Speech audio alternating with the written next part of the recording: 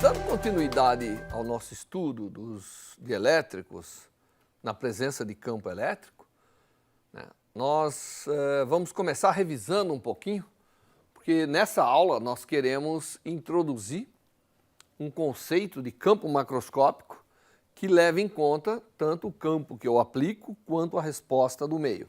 Então nós vamos introduzir o campo de deslocamento, vetor deslocamento elétrico, e polarização. Muito bem. Nós vimos que os dielétricos podemos classificar em duas partes. Aqueles que são polares e, portanto, na aplicação de um campo elétrico, eles orientam os seus dipolos com o campo e isso gera um dipolo geral da matéria. Então, se eu imaginar uma figura onde cada dipolinho se orienta, numa das extremidades eu tenho carga positiva, na outra eu tenho carga negativa, isso é como se fosse um dipolo geral ali instituído, certo? Quando a matéria quando o dielétrico não é polar, é um dielétrico não polar, eu tenho um dipolo induzido. A aplicação de um campo elétrico faz com que a carga, que inicialmente era uniformemente distribuída entre positiva e negativa, agora a positiva tem uma preferência na distribuição comparado com a negativa e vice-versa. Então eu induzo na direção do campo elétrico um dipolo. Normalmente o dipolo que eu estou interessado é o dipolo que respondeu, a componente do dipolo que de fato se orientou com o campo aplicado. Porque aquela é a componente que efetivamente vai alterar levemente o campo externo aplicado devido a cargas livres e assim por diante, permitindo com que eu estabeleça a relação entre a alteração dos campos ali presentes. Para a gente poder estudar isso aqui, nós vamos imaginar uma situação onde é fácil construir um campo aplicado. Como eu disse para vocês, a forma mais fácil de fazer isso é colocar duas placas condutoras, não é? Onde eu aplico um potencial positivo numa das placas e o mesmo potencial negativo na outra placa. Potencial, o sinal dele e o valor vai depender da densidade de cargas, então como já viu anteriormente, então eu crio uma distribuição de cargas numa placa, cargas positivas, e na outra uma distribuição de cargas negativas, e isso cria um campo uniforme no espaço entre as duas placas. Esse campo uniforme criado entre as duas placas é o objeto de estudo nosso, porque agora nós vamos pegar esse espaço, tá certo? E vamos calcular o campo e vamos enfiar um dielétrico aqui dentro e vamos ver como esse campo é modificado. Com isso, nós esperamos quantificar a alteração do campo aplicado pelas cargas livres. Essas cargas nós normalmente chamamos de cargas livres, no campo que ela gera. Então nós vamos aprender a fazer isso. Muito bem, então eu peguei aquela distribuição, lá tem um campo E0, que eu vou calcular já, utilizando a lei de Gauss, que nós aprendemos, e vou introduzir aqui um dielétrico. Eu não estou mostrando o dielétrico para poder ter uma limpeza melhor da imagem, uma clareza melhor, mas eu coloquei ali um dielétrico. E o dielétrico, como eu mostrei na aula anterior, ocorrerá ali uma distribuição dos dipolos, de tal maneira que é como se tivesse uma carga, não necessariamente tem que ser igual à carga livre, mas tem aqui uma distribuição de cargas negativas nessa interface e uma distribuição de cargas positivas nessa interface do dielétrico. Enquanto o campo original aplicado, que foi produzido pelas cargas livres, estava produzindo esse vetor E0, campo que tem origem nas cargas positivas e morre na negativa, as cargas induzidas, efetivamente, porque no interior aqui elas se cancelam, os dipolos se orientam, positivo cancela o negativo, praticamente. Mas no global é como se eu tivesse uma nova camada, diferente da primeira, de cargas positivas aqui e negativas. Então você vê que o dielétrico responde colocando no sistema um campo que está se opondo ao campo original. Eu apliquei um campo que eu chamei de E0, a redistribuição de cargas do dielétrico fez com que a orientação dos dipolos respondesse com um campo que efetivamente, do ponto de vista macroscópico, é contrário e aqui eu estou chamando de E'. Embora eles sejam vetores, eu estou pondo em negrito, que é uma forma de representar vetor, mas a notação aqui está abusando um pouquinho. Bom, então a presença do dielétrico, ela contribui com o campo se opondo ao campo original aplicado, como se quando ali não tivesse o dielétrico. O campo global observado é a soma dos dois, né? Vetorialmente falando, é a soma dos dois. Nós sabemos que isso, aqui da maneira que a gente desenhou, esse campo se opõe, portanto há um enfraquecimento do campo aplicado. Eu apliquei um campo, a presença do dielétrico gerou esse campo conjunto, havendo aí um enfraquecimento do dielétrico. Muito bem, vamos aplicar a lei de Gauss para primeiro calcular o E0 e depois ver a modificação que ele causa na presença do dielétrico. Se vocês se lembram, eu vou calcular aqui, eu vou pegar o meu sistema de condutores de placas paralelas, onde eu havia gerado uma densidade de carga em cima e embaixo, de sinais opostos e valor igual, gerando o campo uniforme que ia do mais para o menos.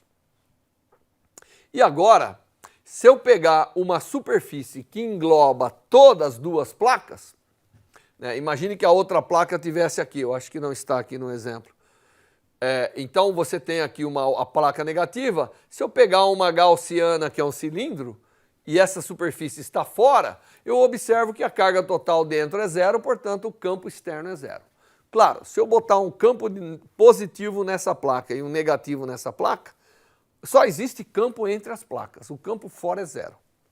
Isso dá para provar com a lei de Gauss facilmente.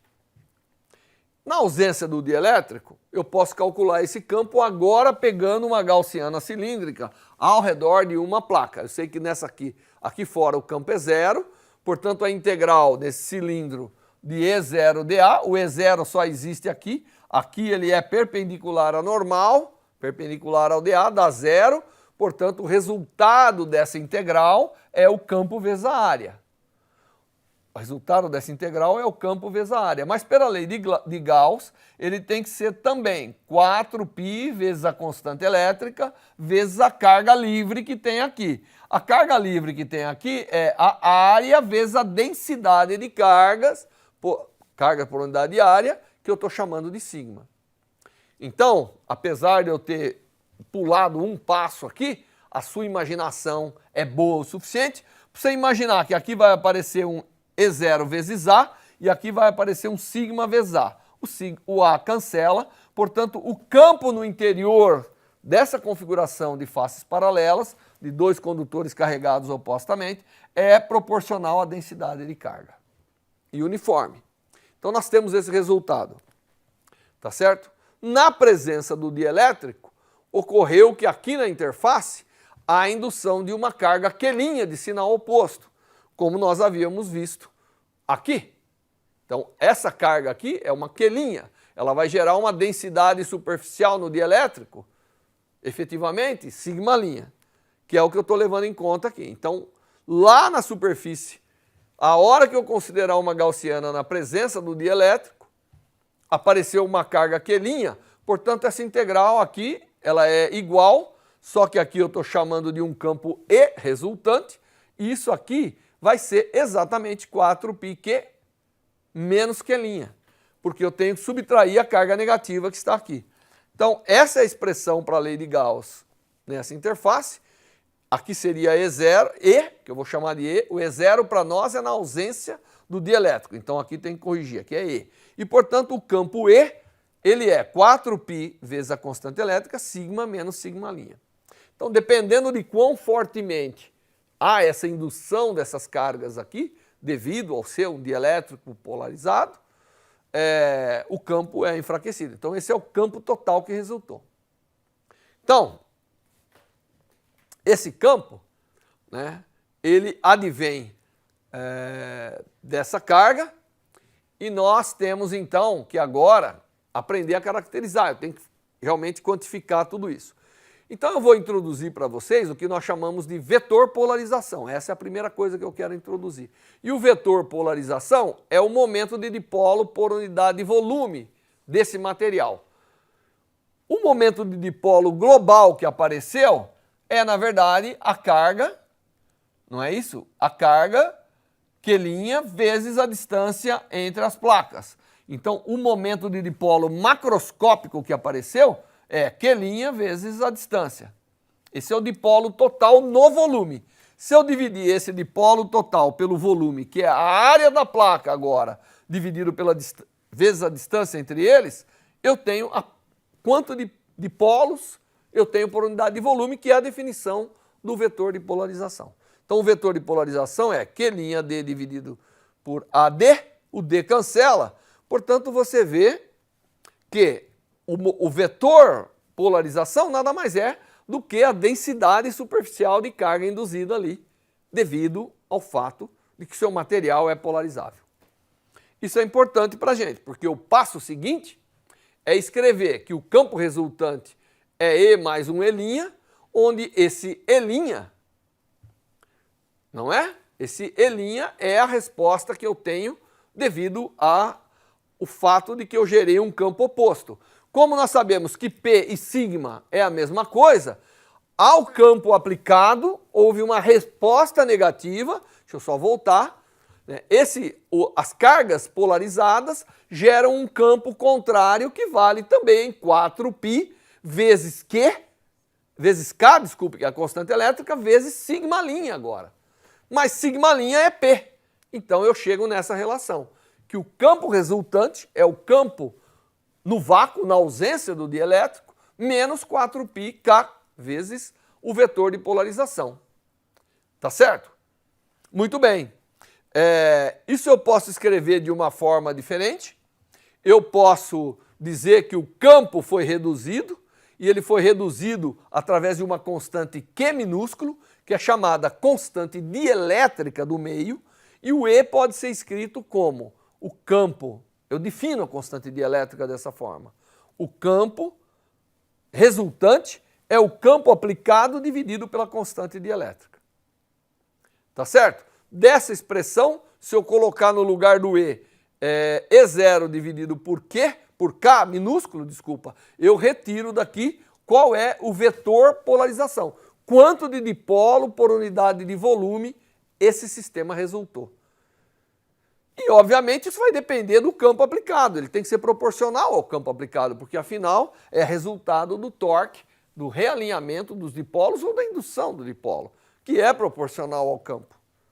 E essa constante que eu calculei aqui, que é a polarização total do meio devido à aplicação de um campo E0, pode ser reescrita através de uma constante que nós chamamos de Qi, que, na verdade, é o K minúsculo menos 1, tá certo? E é chamada suscetibilidade elétrica do meio. Tá ok? Suscetibilidade elétrica do meio é, na verdade, a constante de proporcionalidade entre o campo aplicado e a resposta de polarização. E a polarização para a gente, o vetor polarização desse sistema, é quanto eu tenho de dipolo por unidade de volume do meu sistema, como eu já defini na transparência passada. Então eu posso reescrever agora o meu E, né, ao invés de E0, eu ponho KE. E passo o 4πkp do outro lado, então eu tenho essa expressão, que me permite, tá certo? Passar agora, verificar que a soma do campo elétrico que apareceu nesse sistema, que não é o campo aplicado na ausência do dielétrico, é o campo que está lá na presença do dielétrico, mais a polarização, resume-se na constante dielétrica do sistema vezes o campo elétrico que está lá, não é o campo na presença do vácuo.